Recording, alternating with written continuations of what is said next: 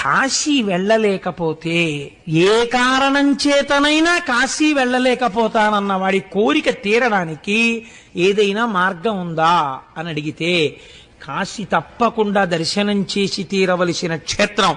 మనుష్య జన్మనెత్తినవాడు కాశీ వెళ్ళవలసిందే. ఒకవేళ ఏ కారణం చేతనైనా కాశీ వెళ్ళకపోతే ఏం చెయ్యాలి అంటే, శాస్త్రం అంది 5 కాశీలున్నాయి.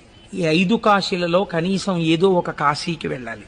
ఒకటి కాశీ ఉన్నటువంటి వారణాసి, 2 కేదారము, కేదార క్షేత్రానికి వెళ్ళాలి, 3 శ్రీశైలము, 4 శ్రీకాళహస్తి, 5 పట్టిసము.